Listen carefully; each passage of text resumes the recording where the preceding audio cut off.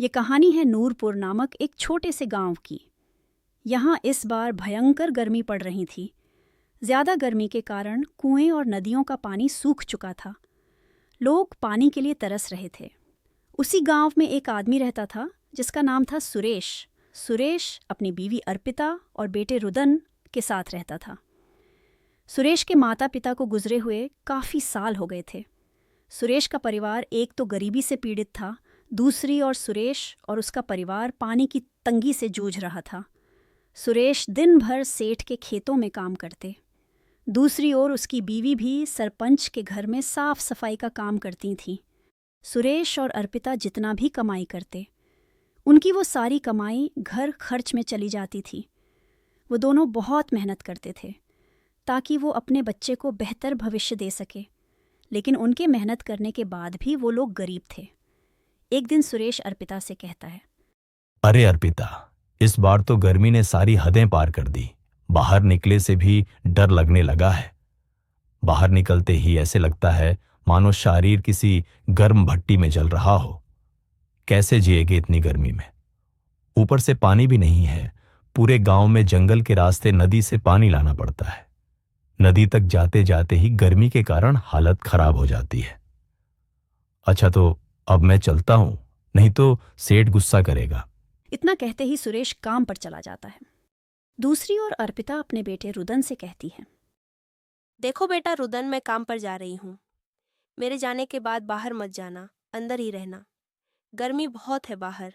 मैंने खाना बनाकर रख दिया। जब भूख लगे तो खा लेना और अपना ध्यान रखना। ठीक है बेटा, मैं चलती हूँ। अर्पिता जब सरपंच के घर पहुंची तो सरपंच पहले से ही नौकर को डांट रहा था। सरपंच बहुत गुस्से में था। तभी सरपंच की नज़र अर्पिता पर पड़ी और वो उसे भी डांटने लगा। आओ अर्पिता महारानी, आजकल अपनी मर्जी से आती हो काम पर। इतनी देर से क्यों आई हो? लगता है तुम्हें अपनी नौकरी नहीं चाहिए, तभी तो अपनी मर्जी से आती हो काम पर। भूलो मत, तुम्हारी जगह लेने के लिए और नौकर बैठे हैं।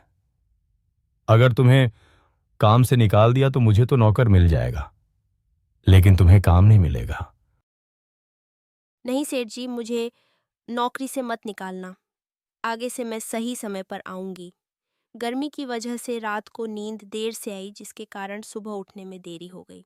सरपंच अर्पिता को डांट ही रहा था कि तभी सरपंच की पत्नी वहां आ जाती है और सरपंच से कहती हैं, अरे अरे अरे, क्यों डांट रहे हो आप बेचारी को सरपंच जी?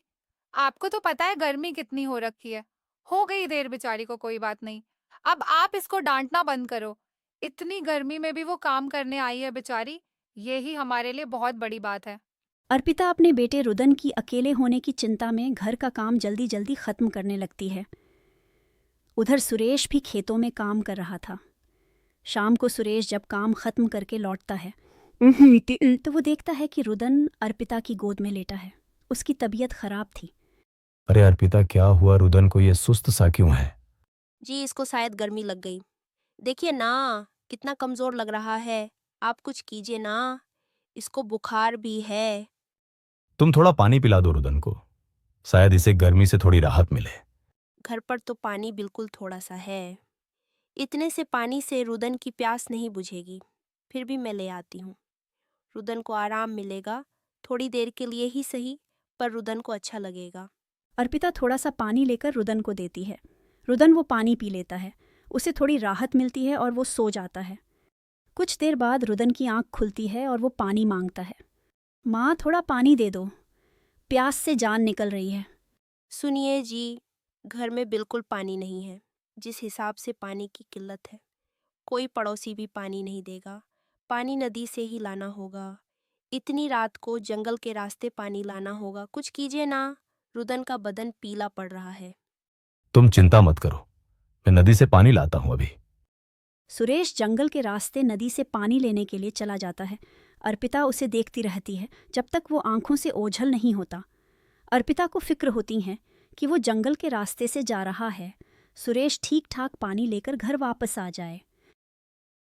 माँ, मुझे पानी दे दो, बहुत प्यास लगी है, सांस भी नहीं आ रही, पूरा शरीर दर्द कर रहा है। माँ, जल्दी से पानी दे दो। रुदन बेटा, हिम्मत रखो। तेरे पापा जल्दी ही पानी लेकर आएंगे। तू ठीक हो जाएगा बेटा, तेरी माँ तुझे कुछ नहीं होने देगी। उसके बाद रुदन की आंखें बंद हो जाती हैं। रुदन इस दुनिया को छोड़ के चला जाता है। अर्पिता ज़ोर ज़ोर से रोने लगती है। तभी सुरेश पानी लेकर आ जाता है, वो भी रोने लगता है। रुदन के जाने के बाद सुरेश और अर्पिता ने काम पर जाना बंद कर दिया, खाना पीना छोड़ दिया। रुदन के बिना उनका घर सूना हो गया। वो दोनों रुदन के पास जाना चाहते थे। धीरे धीरे वो दोनों कमज़ोर हो गए और उन दोनों की मौत हो गई। ऐसा लग रहा था कि उन दोनों ने सुकून पा लिया हो। इस तरह गर्मी ने एक और परिवार ख़त्म कर दिया।